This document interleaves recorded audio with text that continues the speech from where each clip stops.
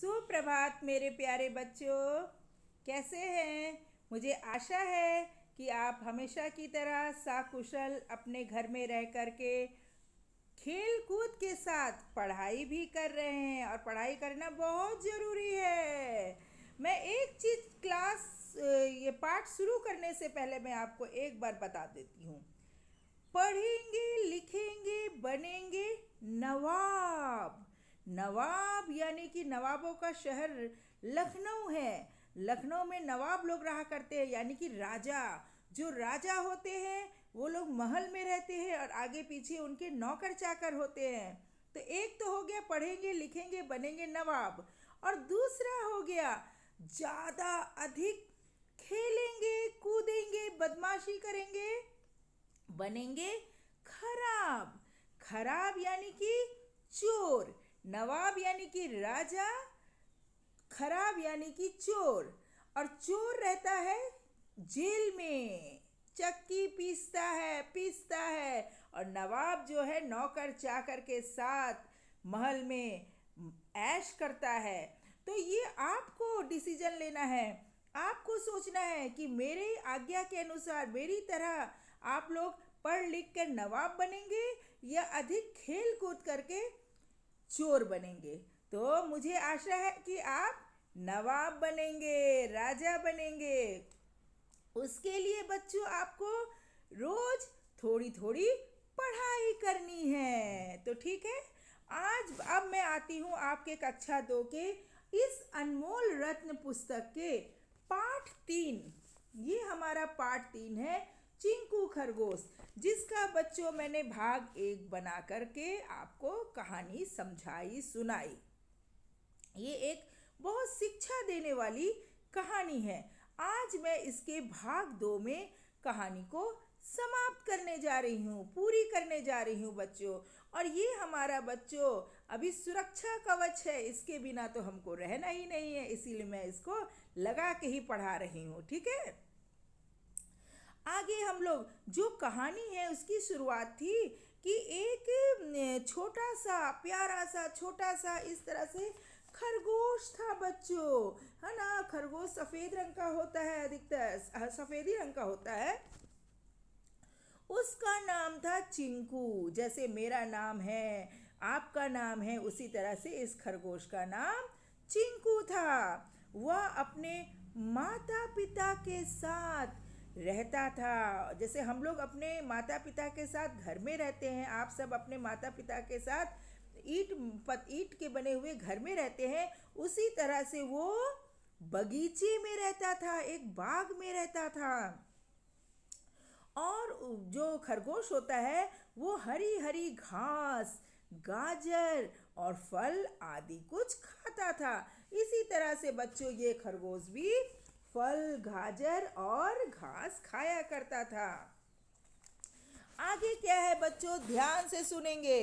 आगे खाता था और बाग में इधर उधर घूमा करता था, दौड़ा करता था, मस्ती करता था, मजा करता था। मस्ती करता माने कि मजा करता था।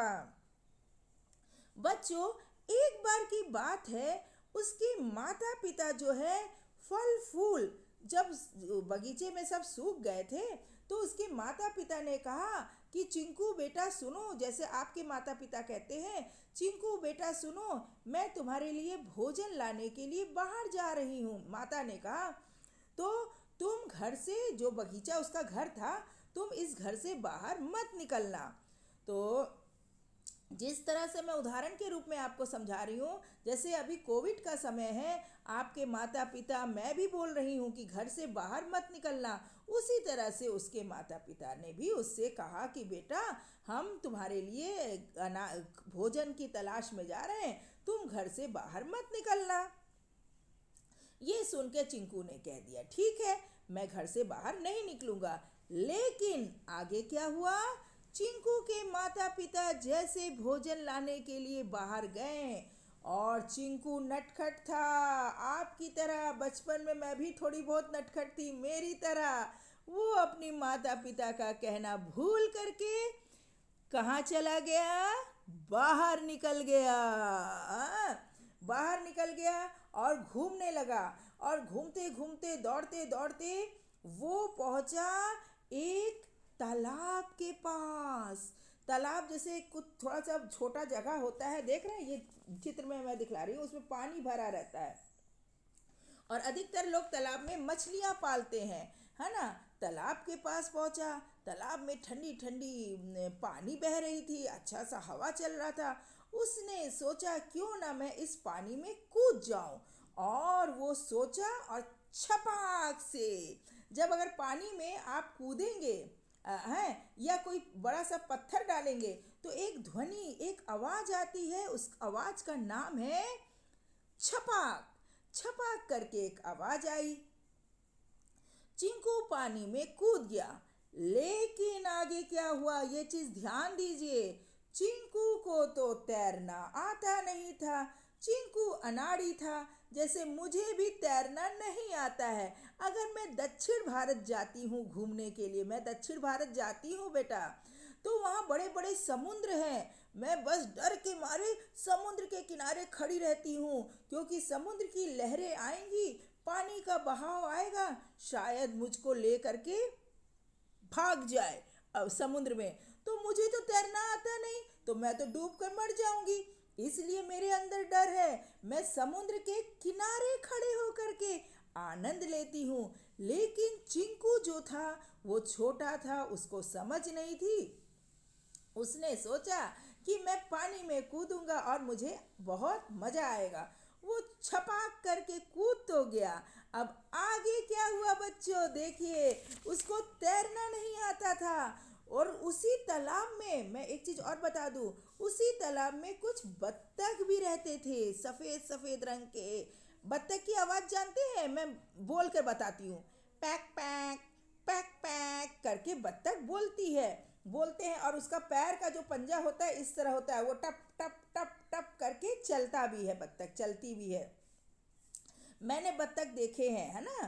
तो वो इस तरह से चलता है, उसकी नुकीली सी चोंच होती है, गुलाबी लाल रंग, गुलाबी रंग की। तो बत्तखें थी। बत्तखों को तो तैरना आता है। बत्तख एक ऐसा है जो पानी में भी रहता है और पानी से अगर हम बाहर निकाल लेंगे धरती जमीन पर भी वो चलता है।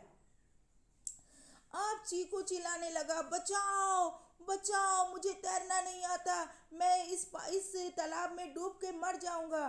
तो एक बत्तख आए और उसको अपने चोंच से, जैसे ये मेरा ओठ है यही समझ लीजिए चोंच है, उसने उसको उसे चोंच से उठाया और अपनी पीठ पर बैठा लिया। बैठा करके वो यूं यूं तैरने लगी। इतनी बहादुरी का काम किया बत्तख ने, है ना। आप सोचो क्या हुआ। बत्तख उसे तैर ले करके तैरने तो लगी और तैर के उसको बचा दिया। लेकिन अंत में उसने, बत्तख ने पूछा, चिंकू तुम्हें तैरना नहीं आता है? चिंकू ने कहा नहीं, मुझे तैरना नहीं आता है। तो बत्तख ने क्या कहा, तो तुम पानी में क्यों कूदे? तुमको अगर तैरना नहीं आता है तो तुम पानी में क्यों कूदे? अगर मैं पानी में ना होती तो तुमको कौन बचाता? तुम तो डूबकर मर जाते। बेचारा चिंकू से तो बहुत भारी गलती हो गई थी।